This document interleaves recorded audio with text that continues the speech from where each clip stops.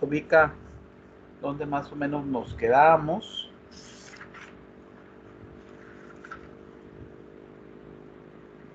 No la escuchamos, tiene el micrófono apagado. Sí, gracias. Justo pues nos habíamos quedado, ay, es que como todos tenemos páginas diferentes, la verdad no sé cómo indicarlo. Bueno, creo que estábamos hablando de la amistad marital. De la amistad marital, ¿no? Toda mujer ajena nos parece bien y no hay quien no sepa por experiencia que el placer de verse de continuo no iguala al de hallarse después de una separación. Y yo remarcaba esta frase que a mí me gustó mucho: el afecto tiene los brazos lo bastante largos para alcanzar de extremo a extremo del mundo. Que yo decía, bueno, que esto tiene mucho que ver con una concepción de la amistad, ¿no? Que no limitada a la presencialidad, y que también, pues esta idea también puede pensarse desde el vínculo de las parejas, ¿no? También pues es un principio interesante, me parece, que tiene proyección, ¿no? Y que quizás también tendría que ver con esto otro, que es el respeto del espacio del otro, ¿no? Porque cuando no hay ese respeto del espacio del otro, de la subjetividad del otro, pues entonces viene el conflicto, el cansancio, la complicación, ¿no? Más o menos por ahí es lo que nos habíamos quedado. Entonces, si gustas, para cerrar, digamos, en esta sesión, lo que falte, adelante, cuando gustes. Bueno, pues justo esto fue lo último que estábamos platicando. En la parte que nos quedamos decía que pues la amistad marital se trataba de una relación que suele enfriarse con una presencia demasiado continua.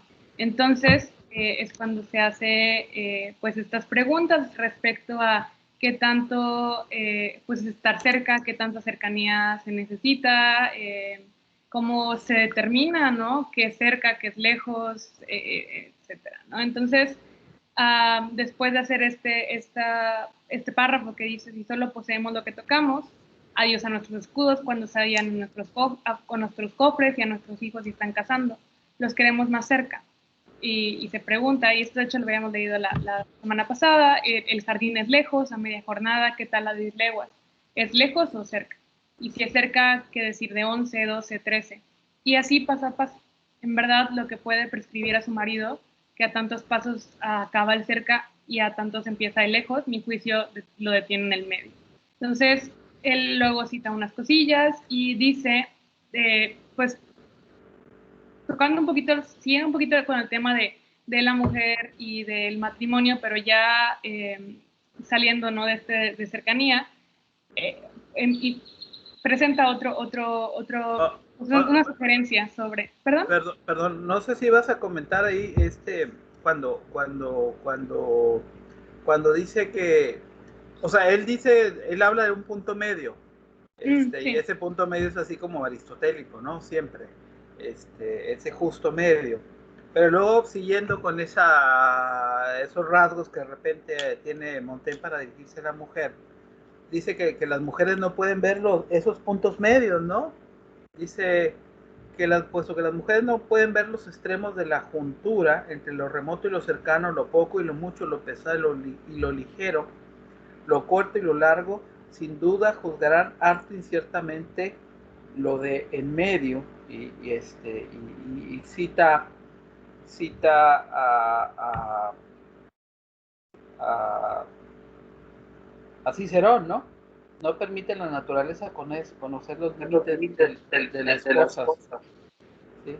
Entonces, bueno, ahí nuevamente vuelve a manifestar que la concepción que tiene Montaigne de repente de la mujer y también del matrimonio es por un lado, este sentido también como que de posesión, ¿no? De que la mujer no puede entender la necesidad de la libertad del otro, ¿no? De su marido en este caso, ¿no? Bueno, lo cual, pues bueno, no, obviamente que es un prejuicio de Montaigne. Sí, pues en este capítulo se pone en evidencia que Montaigne no tiene una relación pues muy cercana, ¿no? Con su familia más inmediata, más adelante tampoco habla como maravillas del hijo, y pues sí, pues aquí lo va dejando, ¿no? Al hablarnos, ¿no?, acerca de lo que piensa con ellos, también nos va desvelando un poquito de pues, cuál es la relación que mantiene con pues, sus mismos familiares, ¿no? Y también dice, una mujer no debe mantener los ojos tan ávidamente fijos sobre la parte delantera de su marido, que no puede ver la parte trasera cuando sea necesario, aludiendo otra vez como a esta necesidad de espacio. Entonces, se pregunta, ¿o será acaso que destruye la oposición y la contradicción las mantienen y alimentan, que se bastante bien con tal de incomodarte, o sea, con respecto a las esposas, ¿no? Por sus amores y sus quejas. Y ahora tratando de como hablar de, bueno, introducir un tema positivo a esta queja, dicen la verdadera amistad, en la cual yo soy experto, me entrego a mi más amigo, a mi amigo más de lo que lo atraigo hacia mí. Y dicen, no solo prefiero beneficiarles a que me beneficie, prefiero también que se beneficie a sí mismo antes que a mí. Es entonces cuando más me favorece, cuando se favorece a él. Y si la ausencia le resulta grata o útil, es para mí mucho más dulce que su presencia, y que no es en rigor ausencia de cuando hay manera de advertirse mutuamente. En alguna ocasión he sacado provecho y partido de nuestro alejamiento. Llenábamos por y extendíamos la posición de la vida separándonos. Él vivía, gozaba, veía por mí y yo por él tan plenamente como si hubiera estado ahí. Una parte permanecía ociosa cuando estábamos juntos, nos confundíamos. La separación espacial volvía más rica la conjunción de nuestras voluntades. El apetito insaciable de presencia corporal delata cierta debilidad en el goce de las almas. Y bueno, pues aquí yo creo que hay una diferencia, ¿no? También en la amistad es algo que Montaigne elige, es algo que no está, pues, que no entra en el deber ser de que él está cansado. Y cómo se expresa de una manera muy diferente en lo que tiene que cumplir, como es la familia, ¿no? Los hijos, la esposa, con respecto a lo que él desea. Y bueno, después de eso ya cambia un poquito de tema y habla acerca de su vejez. Y dice, en cuanto a la vejez que me alegan, corresponde por contrario a los jóvenes someterse a las opiniones comunes y forzarse por otro. Y dice, ellos pueden atender a los dos, al pueblo y a sí mismos, nosotros tenemos bastante ya con solo nosotros. A medida que los bienes naturales nos fallen, sostengámonos con los artificiales. Es injusto excusar que la juventud siga sus placeres y prohibir que la vejez busque alguno. Siendo joven, ocultaba mis pasiones alegres por prudencia, de viejo extiendo las tristes por desenfreno. Y de hecho, justo en este capítulo, Montaigne como que tiene opiniones que se pueden parecer como contrariadas con respecto a la vejez, o sea, de repente como dice, déjenme solo, pero déjenme solo porque me dejen en paz, ¿no? Déjenme ser, ya yo estoy cansado, yo ya estoy, y más adelante también como dice como un déjenme solo porque ya no quiero dar molestia a nadie, o sea, como que hay dos sentimientos, ¿no? El estar, el decir ya me merezco esto, ya me merezco como cierto que me dejen en paz, y también decir no quiero ser una carga para nadie, ¿no? Y empezar a sentir esta culpa de recibir cuidados. Luego más adelante dice que con respecto bueno, estos viajes otra vez, él dice que los emprende solo para moverse, mientras el movimiento le complazca, y me paseo por pasearme. Mi plan puede dividirse en cualquier lugar, su plan se refiere como a su plan de retiro, su muerte, etcétera, etcétera. No se funda en grandes esperanzas, cada jornada es su propio objetivo. Y habla un poquito más acerca de sus viajes y por qué ciertos filósofos abandonaron su país sin motivo de queja y solo por gozar otros aires, ¿no? Y bueno, pues haciendo como una alusión a ellos. Y él pues termina con esa idea de los viajes que introduce poquito y luego habla acerca de la muerte, porque le introduce diciendo, si temiera morir en otro sitio que el de mi nacimiento, si pensara morir menos a mis anchas alejada de los míos, a duras penas saldría de Francia, no saldría sino atemorizado de mi parroquia. Y confiesa, siento que la muerte me punza continuamente la garganta o los riñones, pero estoy hecho de otra manera, me da igual encontrar en un sitio o en otro. si pese a todo tuviera que elegir, elegiría, creo, antes acabar en un lecho, fuera de mi casa y lejos de los míos. Hay más tormento que consuelo en despedirse de los amigos. Da buena gana olvido este deber de nuestra cortesía, porque entre las obligaciones de la amistad es la única desagradable. Y de buena gana olvidaría también decir este gran y eterno adiós. Si se obtiene algún provecho de esta presencia, reporta sin inconvenientes con respecto pues a las despedidas muy tortuosas o muy dramáticas. Todo esto dice como son más problema del que tiene, pues del que le puede sacar provecho. Y aquí empieza, ¿no?, a construir esta idea como de hecho ya lo había mencionado antes, que el tema más hartar que herir, ¿no? Entonces este sentirse viejo y sentir que pues tiene que pasar por todo este tipo de cosas ya empieza como a presentarse como un problema, ¿no?, para él. Y exige, pide, es contrario al deber y prueba de poco afecto y escasa atención que te dejen morir tranquilo. En un trance tan importante, o sea, bueno, pues como es la muerte, se precisa de una mano suave y acorde con su sentimiento, para que le rasque exactamente ahí donde les cuece o que nadie le rasque en absoluto. O sea, o muero solo o muero con alguien que sepa cuáles son como mis particularidades, si no, déjenme en paz. Y de hecho más adelante dice como de repente viajo y veo como algunos lugares que están interesantes y fantaseo con la idea de quedarme a morir aquí, ¿no? Ya, y alejarse de el deber de morir en su casa y todo lo que eso significaría para él.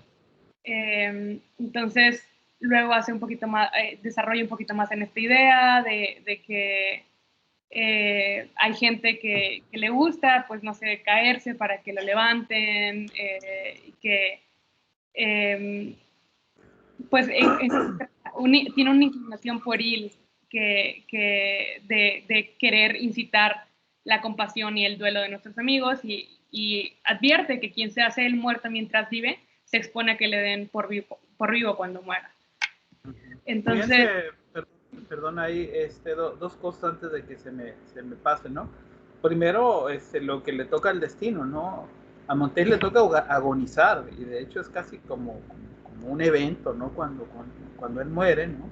Porque va enfermando gradualmente y va perdiendo movilidad, y bueno, finalmente todavía tiene un servicio religioso en su casa, se confiesa, escucha misa y luego un tiempo después muere, ¿no? Y está su familia política, están sus amigos, todo aquello que no quería fue lo que pasó, ¿sí?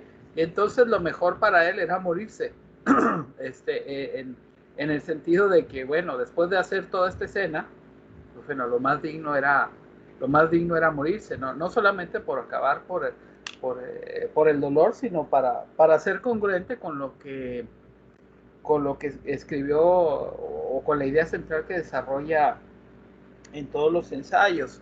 Pero me quería ir a otra idea también que pasamos también muy rápido. Es esta idea que les decía yo del viaje, ¿no? Del viaje, o sea, si me sorprende la muerte en el viaje, pues qué bueno que me sorprenda, ¿no? Pero esta idea de esta, no solamente esta curiosidad intelectual, ¿no? Sino de lo que es el placer del viaje, ¿no? El placer también de vivir sin tanto, haciendo lo que uno quiere, ¿no?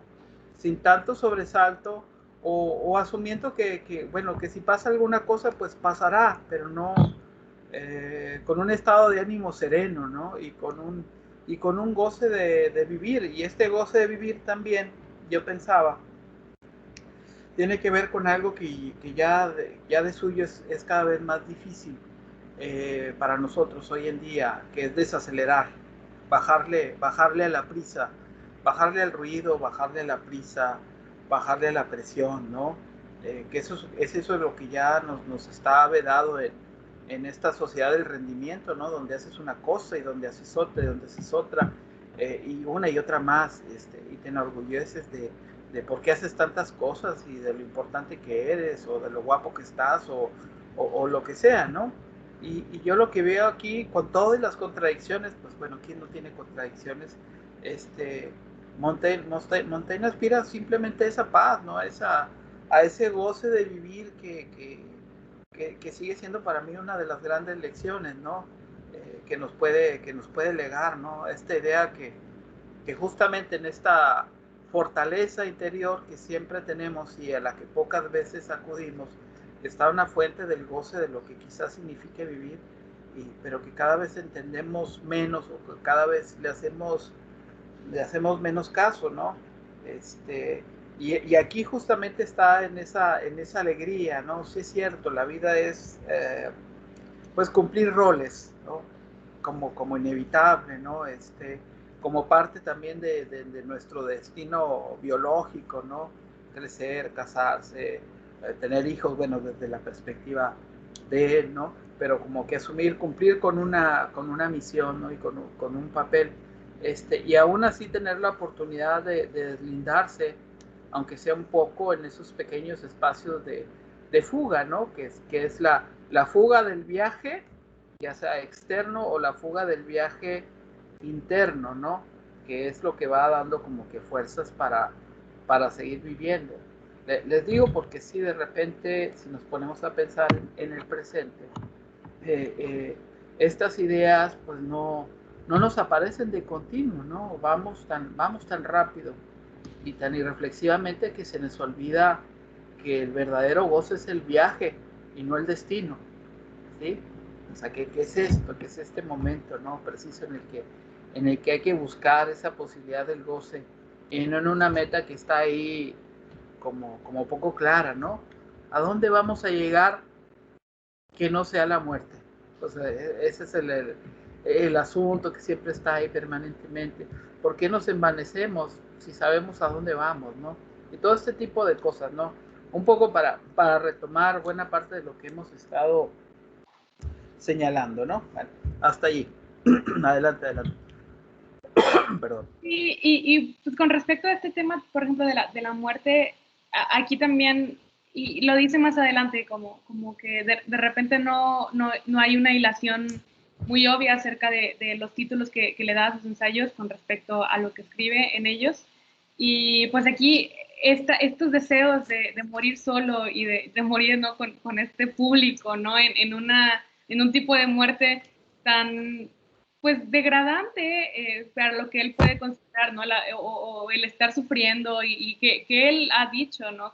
Y que justo va a decir en estos párrafos que odia, ¿no? Básicamente estar sufriendo y que la gente esté ahí preocupada por ellos y que mucha parsimonia y mucho todo este tipo de cosas, ¿no? Entonces, tener público frente a un momento tan vulnerable para él y no tener a nadie que realmente como que le rasque la mano como él desea que sea rascado, ¿no?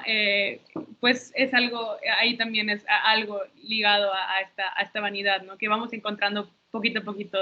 No es muy claro en qué momento habla directamente de la vanidad, no tenemos un párrafo en donde se despliega hablando acerca de este vicio, pero vamos viendo un poquito de por qué se llama así a través de pues, esas descripciones y de qué se hace sobre sí mismo y sus ideas. Pues con respecto a esa enfermedad, dice, un enfermo sabio le conviene, sino a la alegría, al menos una actitud serena por parte de los presentes. Realmente Montaigne solo quiere que la dejen en paz. Dice, noto este provecho inesperado de la publicación de mis costumbres, que me sirve en alguna medida de regla. La uniformidad y simplicidad de mi conducta ofrece sin duda una apariencia de cómoda interpretación, pero puesto que su forma es un poco nueva e inusual, de excesivas facilidades a la maledicencia. Con todo es cierto que si alguien quiere injuriarme lealmente, me parece que le brindo materia suficiente de censura, con mis imperfecciones confesadas y conocidas, suficiente para saciarse sin tener que dar golpes en el aire. Y luego pone el ejemplo del filósofo Dion, que cuando como lo querían provocarle a propósito de su origen, él empieza a decir todo lo que él era para que no lo utilicen en su contra. Y justo fue algo así como lo que hemos platicado hace creo que 2 sesiones, que eh, que de repente parecía como una falsa modestia, ¿no? Esto de Montaigne, o que se estaba debatiendo si parecía una falsa modestia esto de Montaigne, de estar todo el tiempo como con mucha transparencia con respecto a sus problemas, pero pues es realmente, igual y no propiamente una falsa modestia, sino una forma de decir, aquí está todo, o sea, no me molesten, ¿no? Estoy siendo realmente honesto con lo que digo y para que pues no vayan a utilizar esto que no está aquí en mi contra. Y porque justo, o sea, hace una alusión a este fenómeno un poquito más adelante que dice cuando no está la gente presente, ¿no? Se habla muy diferente de ellos que a como lo estuviera, estén vivos o estén muertos. Y aquí, acerca de esta confesión, dice que la confesión noble y libre aplaca el reproche y desarma la injuria.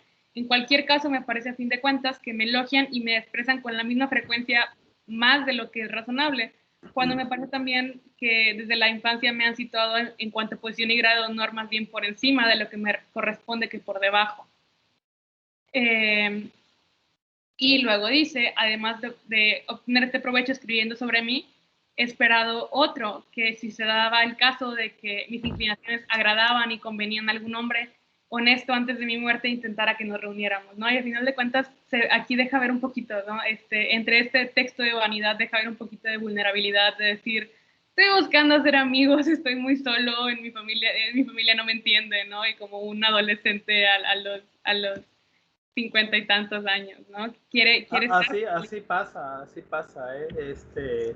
Más de una vez se ha dicho que los hombres maduramos más tarde. A veces nos tardamos décadas, casi medio siglo, y todavía estamos así. Entonces, sí, este asunto de la búsqueda de amigos pareciera ser así como que un referente muy propio de los hombres, ¿no?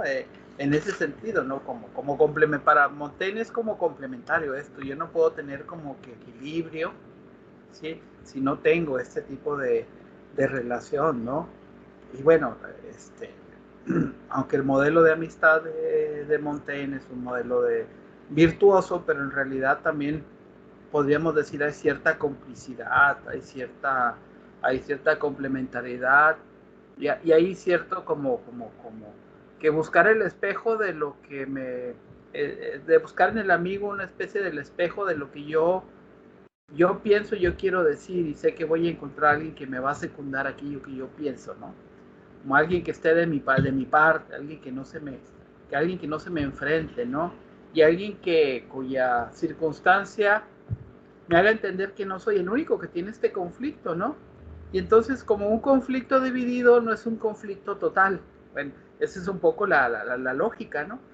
Pues tú tienes problemas con tu mujer o te cela, lo que sea. Pues a mí también, tú no te preocupes, o, no sé, es un poco así en la lógica de cómo funciona la psicología masculina, ¿no? Por lo menos a lo que yo puedo decir, no sé, compañero Patricio, qué opine al respecto, ¿no? Es decir, por qué acudimos a los amigos, varones, ¿no? Y sobre todo qué tipo de cosas platicamos con ellos, ¿no? Y cómo nos complementan esas amistades, ¿no? Y cuál es la diferencia de esas amistades masculinas con las amistades femeninas, ¿no? Con los amigos podemos ser mucho más vulnerables, quizás, que con las amigas, quizás. No sé qué opine Patricio, un poco para sacarlo de su marasmo existencial, de la oscuridad ahí. A ver, ¿qué? Pues yo, o sea, yo tengo muchos tipos de amistades, o sea, no sé, con los vatos, no sé si yo podría señalar como un aspecto como estructural y universal. Pues no sé, yo, o sea, por ejemplo, tengo amigos que les gusta hablar mucho de sus sentimientos, pero por ejemplo no les gusta escuchar nada de regreso, solamente como que quieren ser escuchados. Y luego tengo otros amigos que no les gusta hablar de nada nunca y solo les gusta estar callados y aprecian mucho el silencio, ¿no? Y sucede lo mismo con las amigas, o sea, no sé. No sé, yo no pienso que haya una como psique masculina. Eso es como extra, es una idea como ajena, al menos hacia mí. ¿Usted cree que no hay así Algo lo que se identifique, que marque una diferencia. No, Claro. no, no, ¿No? para nada. No, no, no. O sea, hay menos. Vaya, yo creo que hay prácticas culturales que se reproducen en una cierta época, pero no creo que sean como necesarias y que vengan de una antropología, muchísimo menos. Yo pienso que a medida que nos volvemos como más conscientes de ciertas prácticas sociales se van yendo. Mm, pero sí. O sea, también, por ejemplo, pienso mucho en las maneras, por ejemplo, de los hombres de demostrar amor, ¿no? O sea, las maneras que están permitidas o que no están permitidas, ¿no? Como por ser hombre. Pero, o sea, yo la verdad, o sea, tengo amigos hombres que amo muchísimo. O sea, pero con todo el alma, ¿no? O sea, y tampoco diría que es nada más como amor entre hombres, no necesariamente, pero tampoco es como algo como de sexual o tampoco es algo como de género, pero tampoco no lo es, o sea, no sé, o sea, vaya, como no sé, como nada más pensar que ven una erección bien específica y que va al lado de los rieles, no sé, a mí se me hace raro. Sí. Bueno, pues sí, hay que desprejuiciar esa mirada, ¿no? También sí, sobre la relación entre hombres y mujeres, por supuesto, ¿no? Quizás, bueno, lo que yo afirmo tiene que ver más bien con mi experiencia. Bueno, a veces los sujetos tendemos a pensar que lo de uno es universal, malamente, y con la edad también, ¿no? Como somos animales de costumbres, así, costumbres sociales y costumbres en general, ¿no? Como también lo afirma Montaigne, quizás como parte de esa institucionalidad, ¿no? Luego hay ciertos roles, ¿no? Que uno va asumiendo, y cierto tipo de alianzas o encuentros o amistades, donde vas coincidiendo en eso, como el comentario ese que yo hacía, que es muy común, muy común, muchísimo, muy común entre hombres casados, es lo que yo estoy diciendo, ¿no? Y a veces se dan ese tipo de relaciones amistosas, ¿no? Con las coincidencias, ¿no? Sobre todo en los roles que tienes que cumplir. Pero estoy de acuerdo, no hay un esquema universal, y también, obviamente, que se han resignificado las maneras de establecer esas relaciones amistosas, ¿no? Antes, obviamente, que dijera uno, pues yo amo a mi amigo y lo amo con toda el alma, pues sonaría así como que raro, ¿no? Pero pues hoy no, hoy somos mucho más libres para expresar lo que sentimos, ¿no? Y eso está bien, por supuesto, ¿no? Liberarse de todos esos prejuicios y ataduras, ¿no? Que tanto pesan, ¿no? Y bueno, esa idea de esa libertad también, que es una aspiración muy en el contexto de su tiempo, de Montaigne, es una aspiración de libertad, pero de repente, así como dice Mariana, pues más que libertad parece como una fuga, ¿no? Como un deseo de fugarse, ¿no? Pero yo les voy a decir una cosa, a veces es un sentimiento poderoso, ese. También cuando tienes un montón de roles que cumplir, autoasignados o designados también. Esas cosas pasan también en la psicología humana, desde mi perspectiva. Bueno, ya después de este largo excurso, continuamos, pues. Adelante, María. Sí, y además con respecto a, o sea, con su relación con la Botier, corríjanme si lo dije mal, por favor. La Guatier.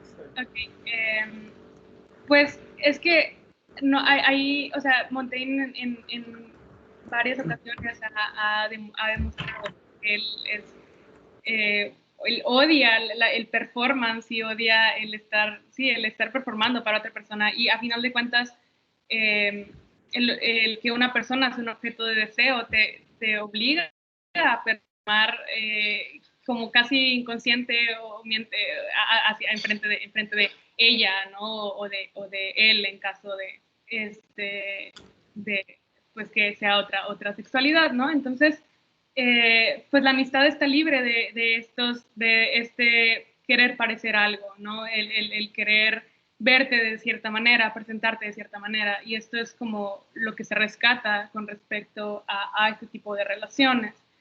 Sí, o sea, con respecto como al diálogo anterior, yo sí creo que hay, o sea, pues hay tendencias, ¿no? Digo, no todo está como, se pueden deconstruir, definitivamente se pueden construir otro tipo de relaciones, definitivamente, pero sí hay unas marcadas tendencias y sí creo que, por ejemplo, con respecto al comentario que usted había hecho, yo personalmente siento como mayor complicidad con las mujeres, yo me siento más cómoda con las mujeres, hablando con mujeres, relacionándome con mujeres de cualquier manera, ¿no? Entonces, sí hay, creo que sí, hay una cierta, creo que puede haber más bien una cierta simpatía entre los textos de vivir pues la realidad de cierta manera, ¿no? Y que comparten esa misma visión, porque están viviendo cosas similares, ¿no? Que pues viviendo en una sociedad que nos asigna roles de género y demás, ¿no? Pues por lo menos estamos viviendo en una misma realidad, ¿no? Con respecto a los otros y pues creo que es ahí donde él encuentra pues se encuentra liberado de todo ese tipo de roles, ¿no? Que tiene que performar frente a otro tipo de relaciones. Entonces, ¿qué más dice? Ok, que estaba buscando un amigo, ¿no? Antes de que se reunieran y también dice qué divertida fantasía. Muchas cosas que no querría decir en privado las digo en público. Porque a mi juicio la dulzura de una compañía cordial y agradable no puede pagarse con nada o que no es un amigo. Para volver a mi relato, porque ya estaba perdiendo, pues no hay mucho mal en morir lejos y apartado. Habla sobre estorbar pues a su familia, dice a quien no se vuelve finalmente molestos e insoportables. Los deberes comunes no llegan hasta ahí, hasta estar, bueno, según él, no hasta estar soportando pues todos los quejidos, todo ese tipo de cosas. Enseñas a tus mejores amigos a ser crueles a la fuerza, habitúas a tu esposa e hijos con la prolongada costumbre a no sentir ni a lamentar ya tus males. Los suspiros por mi cólico ya no conmueven a nadie. Esta frase, no sé si han visto la película, la de Amor, de Michael Haneke, o no sé cómo se pronuncia tampoco, pero bueno, es muy buena, es una historia de dos pues, adultos mayores y mientras la enfermedad progresiva de la mujer empieza pues, a perderla, ¿no? Y cómo se va viviendo esa historia en donde pues tienen toda una vida casados y ella está cada vez poniéndose peor y va perdiendo capacidades que para ella eran muy importantes y cosas así, ¿no? Entonces es una historia muy interesante, la verdad, y está bien filosófica esa película. Entonces, bueno, pero no viene al caso si nadie la conoce. Entonces, dice, de ahora en adelante urte la mirada del mundo a mi oportunidad y la incumbe yo solo. Es el momento de volver la espalda a la compañía. Bueno, justo, que era lo que estaba diciendo hace rato, que él dice, sí soy sociable, pero a partir de ahora yo ya prefiero muy inoportuno, entonces yo voy a recogerme, yo solito prefiero estar y es momento de volver la espalda a la compañía. Pero también al mismo tiempo dice, pues como quiera no necesito nada extraordinario cuando estoy enfermo, digo, no tomo muchas píldoras, prefiero no tomar píldoras, más bien lo único que necesito es los últimos oficios cristianos, que no necesito consejo, ni de notarios ni de médicos, y lo que yo no haya fijado sobre mis asuntos estando sano, que nadie espere que lo fije enfermo, yo ya lo que debí de hacer ya lo hice, no hay nada, si no hay nada hecho quiere decir que la duda ha retardado mi elección, pues a veces no es elegir es elegir bien, o que de hecho no he querido hacer nada. Y con respecto un poquito a su escritura, dice él, escribo mi libro para pocos hombres y para pocos años, porque si lo hubiera tratado de una materia duradera, habría sido necesario confiarla a una lengua más firme. O sea, a latín. A una lengua más firme. También, Ahí se puede referir también como una tradición académica más firme, ¿no? Y no, bueno, el hecho de que Montaigne escriba en francés, aunque acude al latín a cada rato, ¿no? Le da ese tono, y un francés muy coloquial, ¿no? De mucho acento, muy gasconés, cuando pudo haber, no sé, si hubiera conocido no sé, el italiano quizás lo conocía, ¿no? Es una lengua más literaria en ese sentido, en ese momento, o quizás hasta el alemán, ¿no? O más bien un tipo de escritura, creo, como académica, ¿no? Y pues no, o sea, los ensayos no tienen absolutamente nada, tienen mucho de erudición, ¿no? Pero no tienen nada de académico en el sentido que podía entenderse en ese momento, ¿no? A pesar de ser Montaigne un heredero de la tradición clásica, sin embargo, nunca le interesó, lo que nosotros sepamos, escribir en tonos académicos, ¿no? Si acaso escribió algo serio, vamos a decirlo así, pues lo escribió a la luz de lo que tenía que trabajar, de la parte de las leyes, de la parte legal, ¿no? Pero esto que es puro gusto, pues no tiene que ser, no tiene que asumir esa cara académica, ¿no? Que es tan, yo lo diría, tan limitante muchas veces, ¿no? A veces cuando uno quiere escribir y tener que adoptar cierto tono, cierta parsimonia, cierto ritmo, cierta métrica, ciertos parámetros. En filosofía parece que ya no podemos escribir si no es en APA. Y miren que estoy diciendo una tremenda herejía, ¿no? O sea, yo hablo por mí, ¿no? O sea, tenemos que seguir el canon porque si no, no somos filósofos serios. Si alguien se pone a filosofar sin citar a Chung-Hal o a Agamben o etcétera, pues parece que uno no está haciendo filosofía seria, ¿no? Si uno no cita a nadie, parece que lo que uno dice pues no tiene el suficiente rigor, ¿no? Claro, aquí hay que distinguir entre la escritura profesional o la filosofía y el hecho de escribir por querer escribir. Pero sí, digamos que los ensayos son esta muestra siempre de este espíritu antiacadémico, ¿no?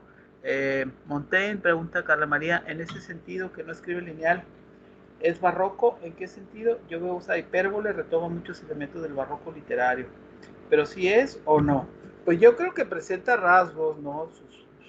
Su escritura presenta rasgos barrocos, sobre todo por esto, ¿no? Y luego así, luego así, luego así, luego así.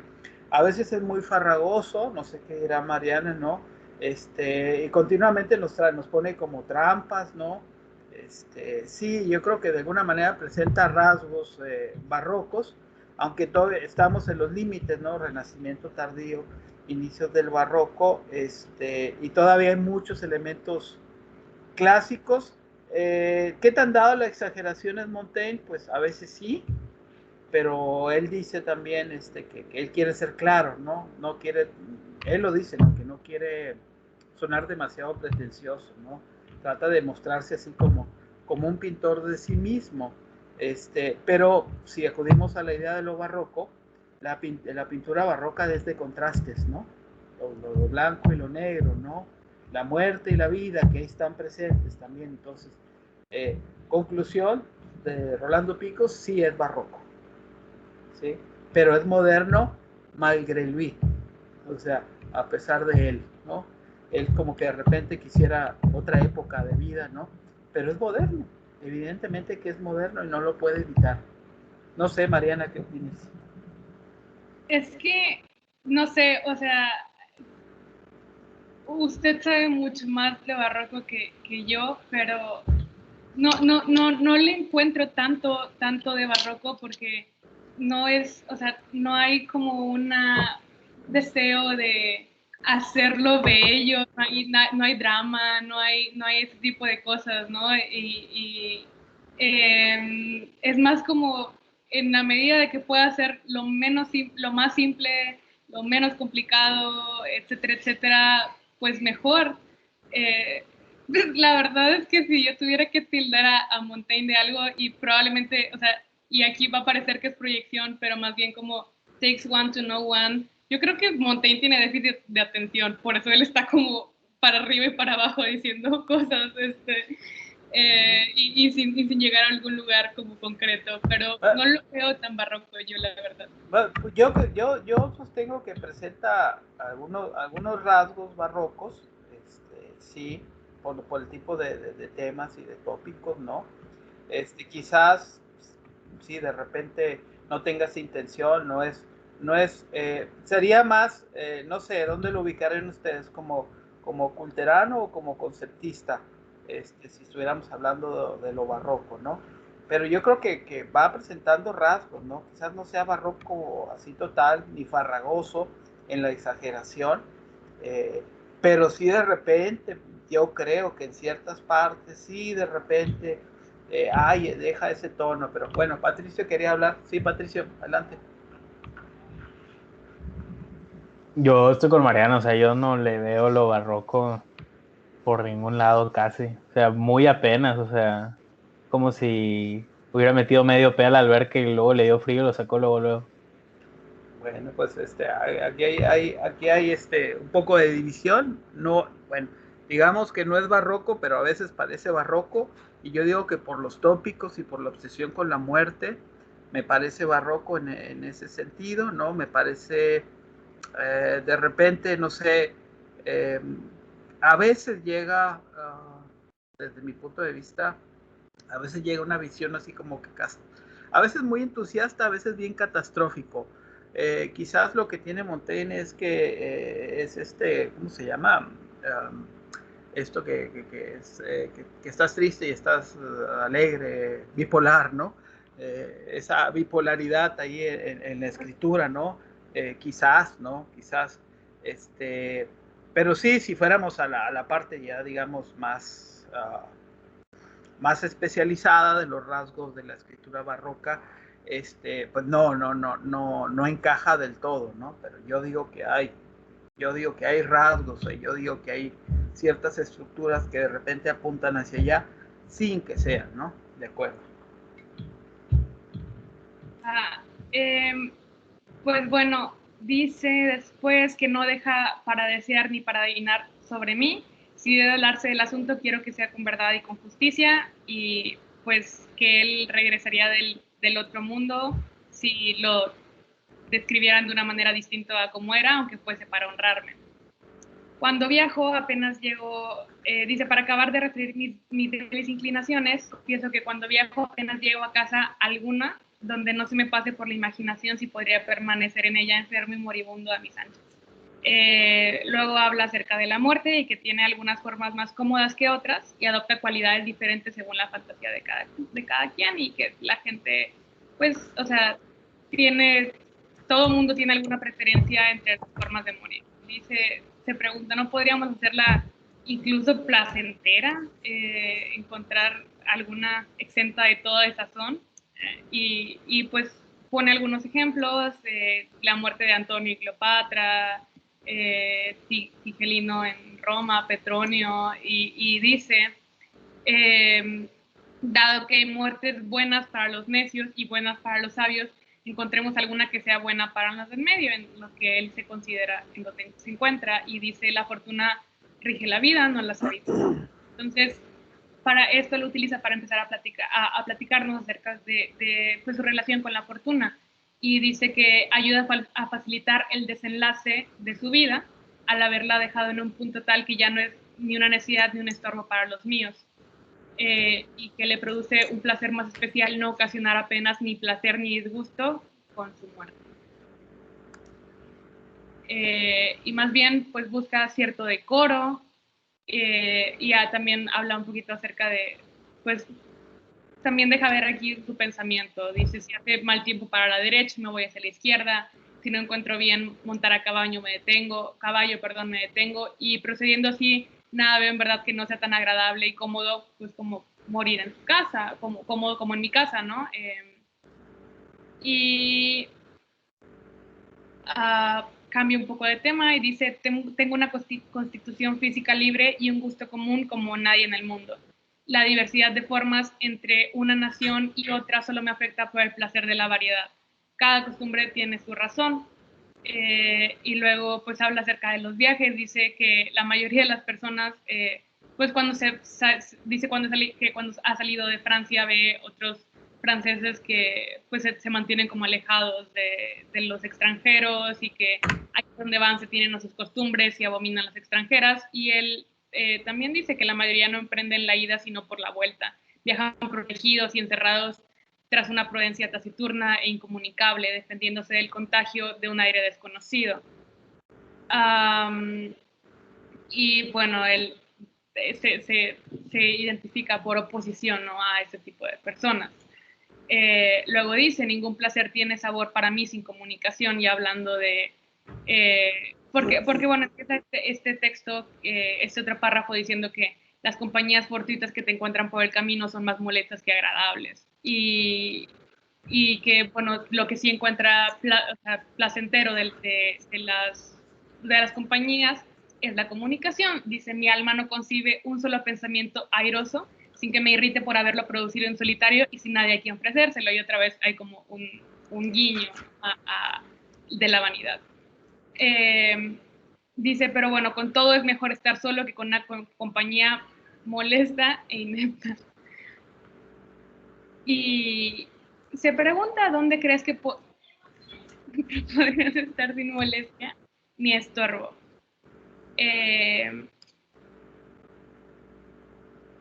¿Qué fue? Me perdí, es que mi mamá está gritando, no sé si se escucha. No. Y dice, bueno, ¿dónde estás sin molestia ni estorbo? La fortuna nunca se limita a favorecer. Date cuenta, pues, de que solo tú mismo te estorbas y de que te seguirás por todas partes y te lamentarás y donde vayas. Porque aquí abajo solo hay satisfacción para las armas o brutales o divinas. Quien no se satisface en circunstancias tan justas, ¿dónde piensa hacerlo?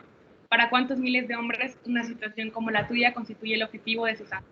Y pues más adelante dice, si lo confieso no veo nada, ni siquiera en sueños, ni con el deseo donde pueda detenerme, solo me satisface la variedad y la posición de diversidad, si es que me satisface alguna cosa.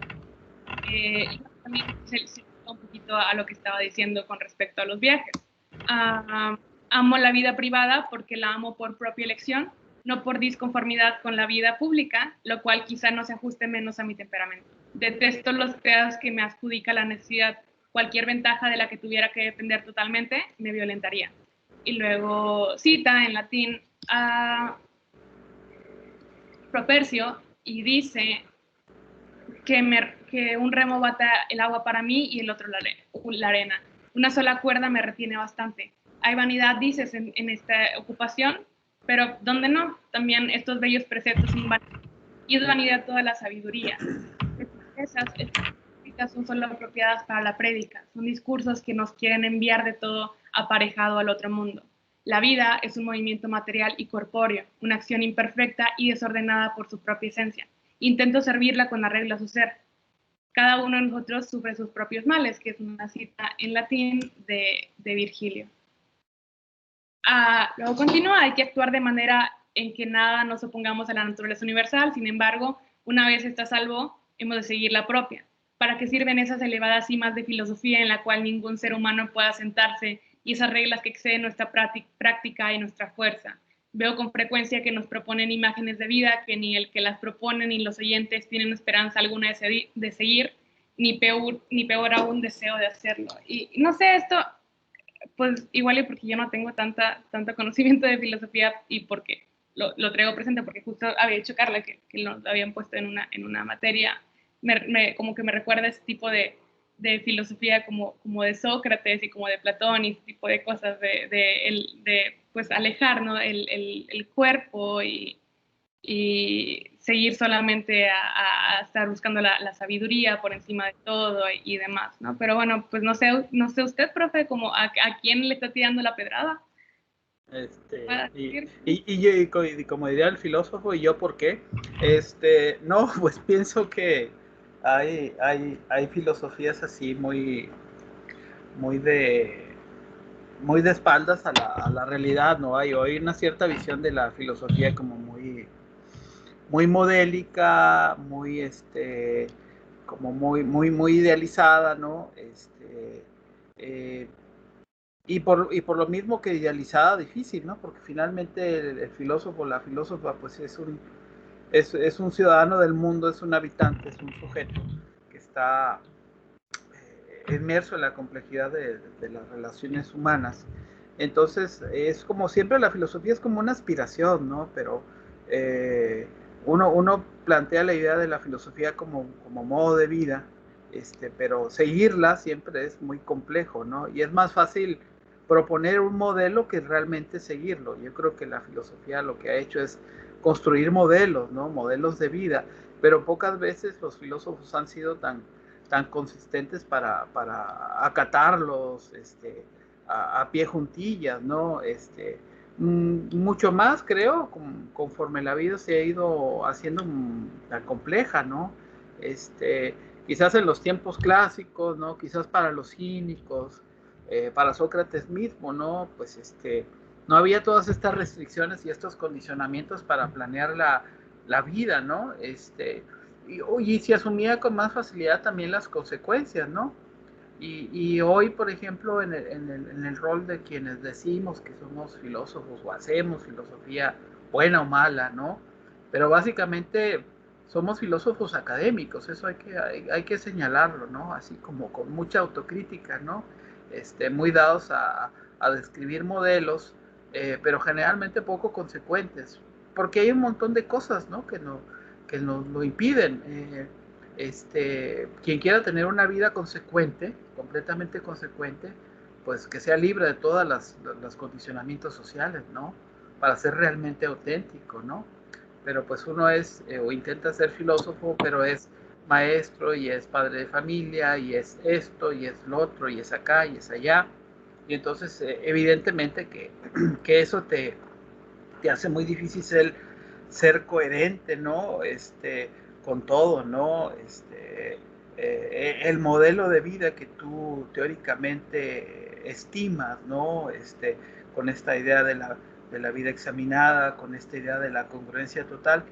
No digo que no sea posible, o sea, o que no se pueda hacer el intento, se hace el intento, pero, pero el filósofo también es un animal de pasiones, ¿no? O sea, la filósofa es un animal de pasiones, entonces esta visión así como que de una filosofía despegada de la tierra, yo no me la creo, ¿no? A veces los filósofos o las filósofas cuando llegan al poder suelen ser tan tiranos como aquellos que critican, ¿eh?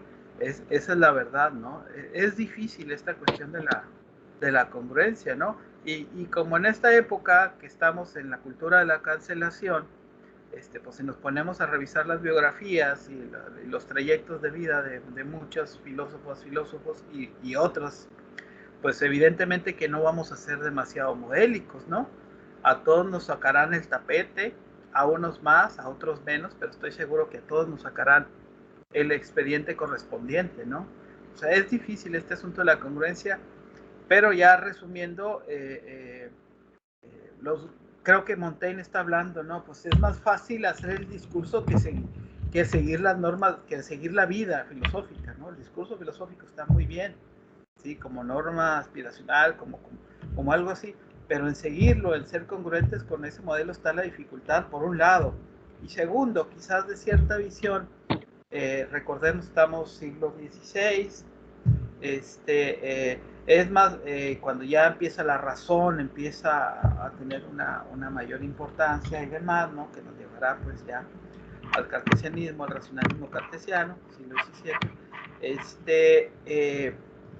Bueno, pues todos estos modelos, insisto, ignoran ese otro elemento o cada vez tienden más a ignorar ese otro elemento que también nos define y que nos muestra muy claro Montaigne, que es la pasión.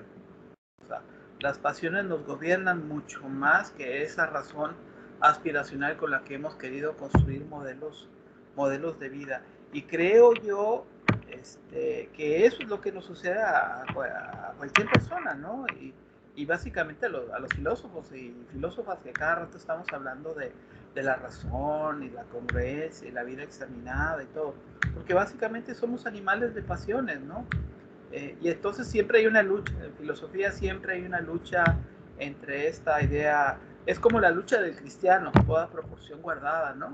El cristiano verdaderamente quiere ser cristiano, quiere seguir la imitatio Christi, ¿no? Quiere seguir un modo de vida cristiano. O sea, que cuando intenta ser auténtico. El filósofo, consciente de sí mismo, pues creo que también intenta tener esa congruencia. Pero ni el cristiano ni el filósofo la van a lograr porque somos animales de pasiones. Así de simple, yo lo reduzco a eso, ¿no? Y entonces, ya para cerrar este punto, creo que hay una crítica a esta cierta visión que tiene resabios también de escolásticos, ¿no? Por así decirlo, modélicos, ¿no?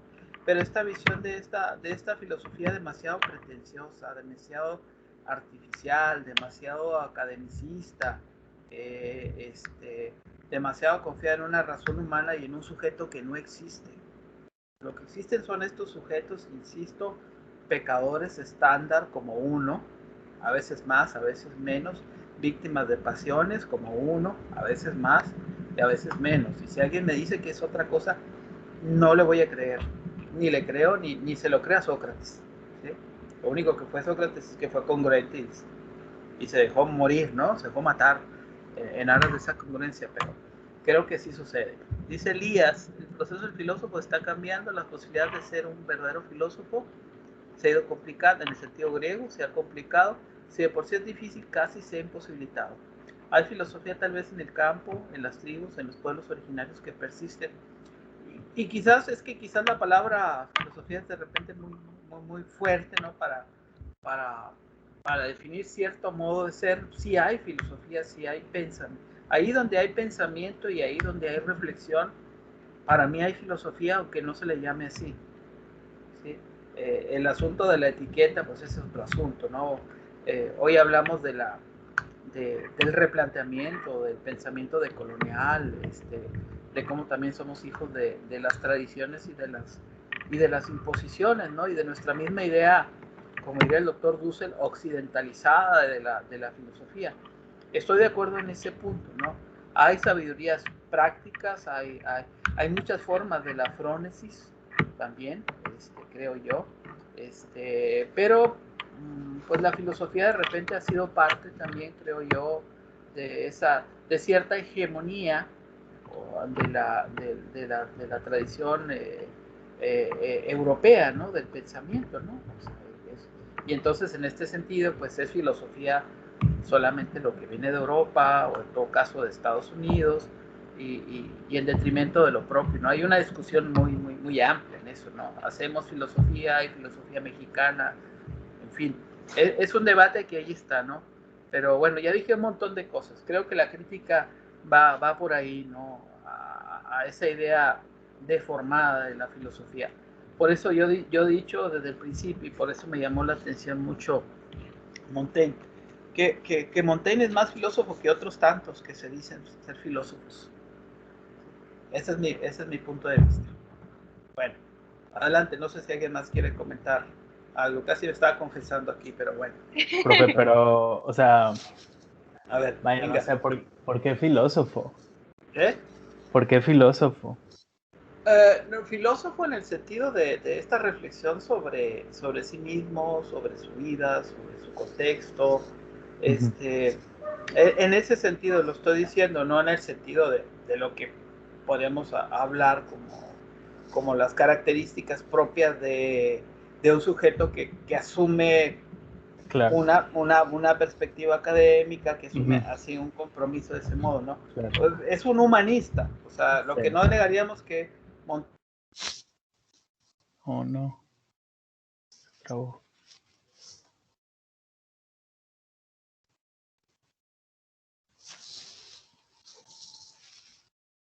sus fuentes son estoicas, epicúreas, ¿no?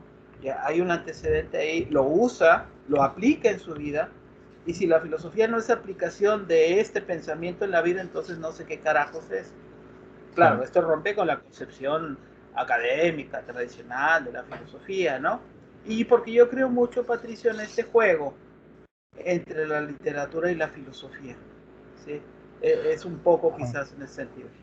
A mí, Sí. es que No sé, o sea, a mí me caen mejor Montaigne que la mayoría de los filósofos, o sea, y siento que, no sé, como hay algo de irreductible, o sea, como de lo que está diciendo Montaigne, siento que no, no es filosófico propiamente, no que no tenga contenido filosófico, pero como que hay algo irreductible eso a llamarlo filósofo, siento yo, ¿no? De repente, o sea, sí veo de que el estoicismo, ¿no? Y evidentemente no, o sea, lo llevó pero no sé, como que, no sé, se me hace raro, como tampoco, por ejemplo, diría que es necesariamente un literato, ¿no? O sea, como propiamente, o un historiador, ¿no? O sea, como, Sí, es como que todas estas intersecciones sí, que es un hacen pensador. como, ajá, como de él un material rarísimo, o sea, que brilla muy, muy, muy fuerte.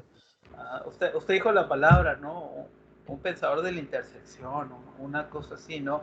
Creo que el mismo Montaigne sí dice bien, no se hubiera considerado a sí mismo como filósofo, ¿no? En todo caso es una especie de concepto que uno elabora, ¿no?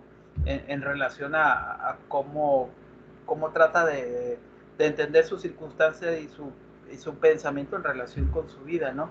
Pero sí, es un personaje, es un personaje, ¿sí? Que no, como dice Carla, no entra en una categoría definida o predefinida a priori. ¿Sí, Carla? Maestro, bueno, yo realmente no sería quien para decir si es filósofo o no, porque no sé muy bien cómo qué es lo que hace que entre un filósofo en la categoría de filósofo, pero Yo algo que es tampoco. cierto es que está, no, pues entonces yo creo que ya nadie sabe. Entonces, pero lo que yo he visto es que esto que usted menciona de la literatura y la filosofía es muy real y a veces pasa esto, que casi siempre solemos, pues obviamente delimitar qué es un filósofo, qué es un literato, y cuando se entrecruce ya no sabemos dónde ponerlo. Lo digo porque primero nosotros no vemos a Montaigne como tal en letras, y segundo, porque, por ejemplo, no sé, es mi opinión, ¿verdad? Pero si lees a veces el de Así habló Zaratustra, de Nietzsche, realmente lleva ahí mucha literatura. O sea, en la historia que él va narrando se ve una literatura más allá que un conjunto de pensamiento sistemático.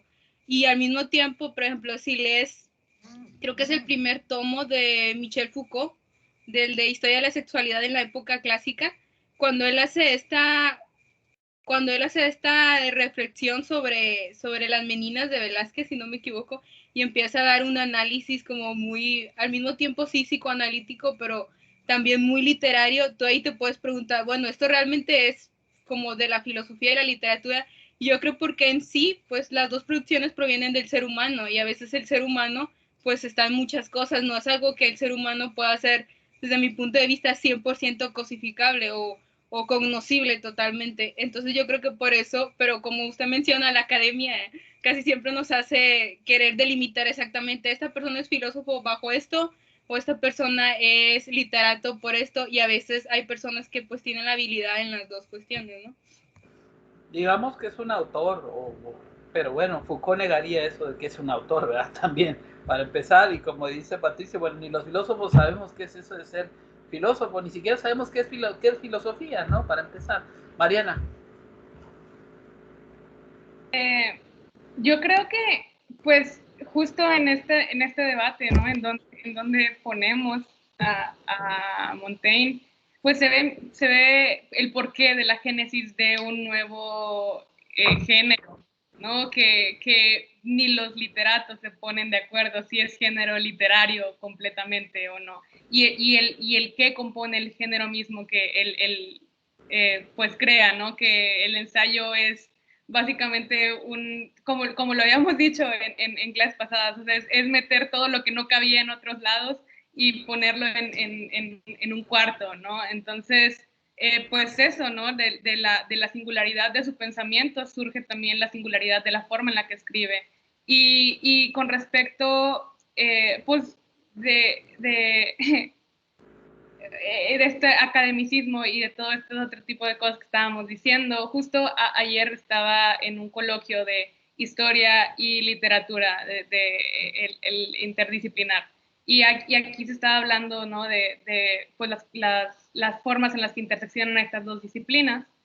Y con respecto a los comentarios de mis compañeros, pues yo diría que o sea, no todo tiene como una función literaria o no necesariamente, digo, a final de cuentas hay como una función clara, ¿no? En otro tipo de textos como los que se mencionaron, ¿no? Que no son como literarios por sí solos, pero sería, pues, no sé, ingenuo tal vez con respecto a la publicación hacia un público, no tomar prestada cierta literariedad para a la hora de exponer textos, no dominar, ¿no? Este arte a la hora de comunicar, ¿no? Porque si no, ¿quién te lee, no? Y qué tipo de pues textos se han mantenido, ¿no? Que no se han mantenido por razones que tienen que ver con que el canon algo, que si la influencia de esta persona algo, ¿no? Que se han mantenido a pesar de todo eso, ¿no? Y realmente por la singularidad y por la disrupción, y etcétera, etcétera, son personas que dominaban bien este arte de escribir, y son personas que no lo desdeñaban, ¿no? Tanto, y que tenían singularidad en la forma en la que, no solamente en lo que decían, sino en cómo exponían esas ideas, ¿no? Entonces, sí, pues estaríamos de acuerdo. Ni Montaigne no es ni filósofo, ni tampoco es un escritor profesional en el sentido que luego pueda tener esa palabra en el devenir de la modernidad, ¿no? Es un pensador o un humanista o un sujeto de la intersección que tiene, digamos, la feliz ocurrencia de hablar con una libertad inusitada, ¿no? Es decir, tener creo yo, una originalidad, y por eso de ahí la trascendencia, ¿no? Y por él está hablando también la tradición, eso es lo que también yo he mencionado, ¿no? Sin que esto lo haga depender de la tradición, también, ¿no? Es un sujeto de lo más imperfecto, ¿no? Por eso quizás la conferencia del doctor Barrera tiene ese subtítulo, ¿no? Cultivar el jardín imperfecto, ¿no? El ensayo es parte de eso, ¿no? Una expresión de eso, de ese intento, ¿no? También, y de una especie también como de ejercicio. Yo he acudido a esta idea muy de Pierre Hadot, de una especie de que en la escritura de Montaigne yo veo como una cierta especie de ejercicio espiritual, ¿no? Sin que ello signifique necesariamente que lo sea, simplemente que yo lo veo, ¿no? Y eso también es parte de una tradición también, ¿no? Está la autoescritura, ¿no? Los hiponémata de los estoicos, ¿no? De esta escritura de sí como parte también de un cierto ejercicio de salvación de sí mismo, ¿no? No sé exactamente sobre qué, ¿no? Pero de una cierta manera de afirmarse o reafirmarse en la vida, ¿no? Una vía de escape frente al absurdo de la existencia, del siglo, de las convenciones, de la moral. ¿Quién no se encuentra en ese entramado de ese absurdo? Quizás es que no todos podemos escribirlo así, ¿no? Esa es la envidia que le podemos tener a Montaigne, por lo menos la mía, ¿no? Pero ¿quién no se encuentra en esa condición? Insisto, ¿no? Puede hablar de las contradicciones de su siglo y de su tiempo, tan absurdo aquel como ¿no? Bueno, no sé. Continuamos como para el cierre, ¿no? Hay muchos elementos ahí. Yo espero muchas preguntas en la conferencia de lunes, por cierto, ya que están calentando el ambiente aquí. Adelante, tenemos unos minutitos más, Mariana, si quieres, para el cierre ya de esa parte. Pues no sé, antes para hacer como un cierre técnico, nos quedan 1, 2, 3, 4, 5, 6, 7, 8. Nos quedan 10 páginas, o sea, no sé si lo cerramos muy rápido, o sea, realmente lo que sigue, pues no, tampoco es como algo que no haya dicho antes, más bien es como hacer una recapitulación, pero no sé si... Pues si haga un cierre rápido, ¿no? Para cerrar, digamos, ya esta parte, ¿no? Y para sugerir, bueno, lo que vendría después. En todo caso, pues nuestra responsabilidad es hacer la lectura de lo que falta. Creo que se ha destacado más o menos lo esencial, ¿no? Pero si quiero hacer ese cierre y para luego, pues, continuar en lo que sigue. Ok. Pues bueno, más adelante, con respecto a esto, pues lo sigue repitiendo, luego va a ser una crítica al escrutinio de las leyes, de que pues realmente el ser alguien de acuerdo a la ley, alguien que sigue este tipo de normas legales y sociales, pues no va a ser un buen filósofo y viceversa, ¿no? Entonces él se vuelve a encontrar en este lugar medio, luego vuelve a reivindicar que la libertad y la ociosidad son sus cualidades principales y que pues no las va a poner, no va a ser un trueque, ¿no? Con lo demás con respecto a esto. Habla un poquito de lo que está pasando en Francia y ahí hay como una intersección con lo que podemos encontrar en Montaigne, un poquito de historia también, ¿no? Por la forma como tan honesta en la que habla acerca de la situación política, que dice que cada vez se esfuerza por defender su causa, pero aún los mejores mediante la simulación y la mentira, y que la facción más justa no deja de formar parte de un cuerpo corrupto y podrido, pero de un cuerpo así a la parte menos enferma se le llama sana y con toda justicia, ya que nuestras cualidades no se fundan sino en la comparación. La inocencia civil se mide según los momentos y dice, pues no dejamos de tener hombres virtuosos, pero los tenemos a nuestro modo. Y vaya, esa es como la frase que resume todo el como debate o diálogo que estaba teniendo con nosotros con respecto a esto. Y pues que se pueden echar de menos los tiempos mejores, pero no huir de los actuales. Y que tal vez sea más digno de alabanza o obedecer a los malos que los buenos. Más adelante habla un poquito sobre su estilo, que pues lo vamos a ver pues me imagino que en la misma presentación que tenemos el lunes. Defiende la poesía y dice que él la esparce indistintamente como verso, pero a pesar de defender la poesía y de que dice que le gusta andar de forma poética y a saltos, también siempre, pues los nombres de su capítulo para su materia a menudo se limitan como a indicarla con un solo signo, que siempre encontrará en un rincón alguna frase que será suficiente, por más que sea concisa con respecto a este tema, y que se entrega al cambio de manera muy imprudente y turbulenta. Mi estilo y mi espíritu vagabundean de la habla acerca de retener la atención del lector, porque él dice, yo pretendo que la materia se distinga por sí misma, la materia va a distinguir dónde cambia, dónde concluye, dónde empieza y todo ese tipo de cosas, ¿no? Entonces, ya que nos habla un poquito, o sea, va cerrando, ¿no? Y ya termina de decir cómo escribe, qué piensa y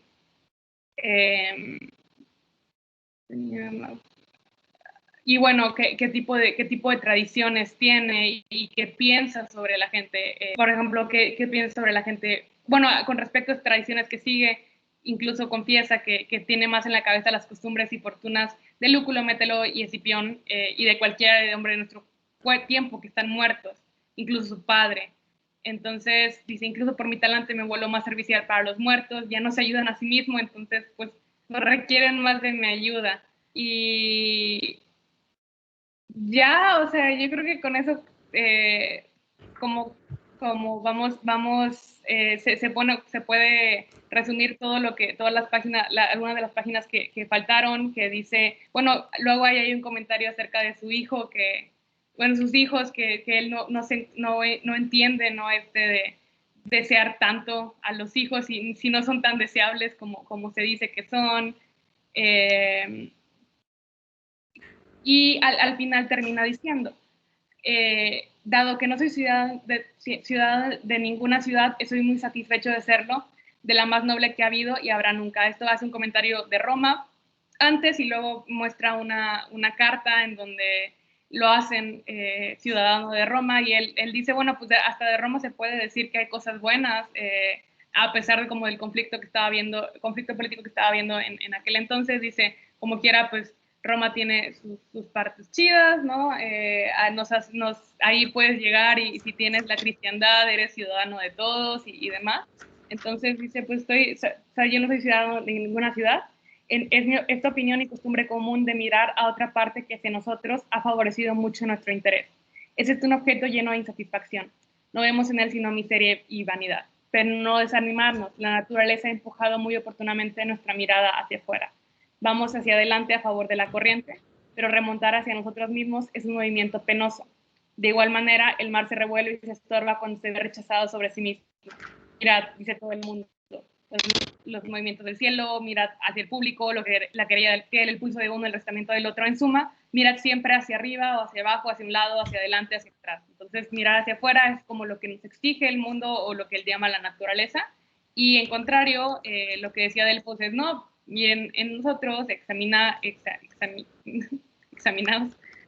ateneos a vosotros mismos y a vuestro espíritu y demás, ¿no? Entonces, cuando se termina de citar a Delfos, dice, todo es vanidad para ti, dentro y fuera, pero es menos vanidad cuando está menos extendida.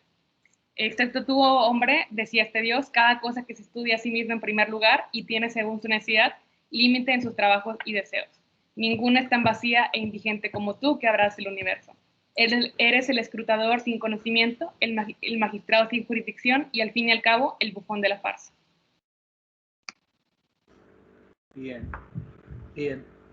Pues bueno, tenemos el compromiso pues de acabar de leer lo que faltara. Te lo agradezco, Mariana. Yo creo que, bueno, el lunes no nos ponemos tarea, sino es estar ahí en la charla, participar, si ello es posible.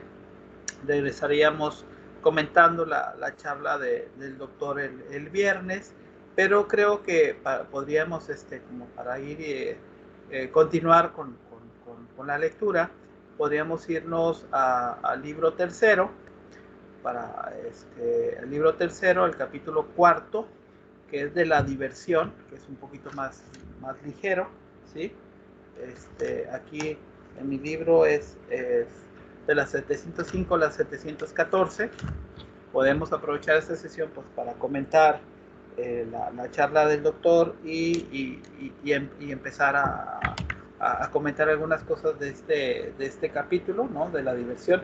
Dudaba si irnos a leer el libro 37 del parecido de los hijos a los padres, pero vamos a dejarle, no nos vamos a dar demasiada carga para darnos tiempo, no son poquitas páginas, eso yo lo comento con ustedes, yo les pongo nada más dejarnos como tarea de lectura para el viernes próximo, de capítulo cuarto del libro tercero, sobre la diversión, ¿no? Está muy serios y ya hemos hablado demasiado sobre la muerte y pues ya.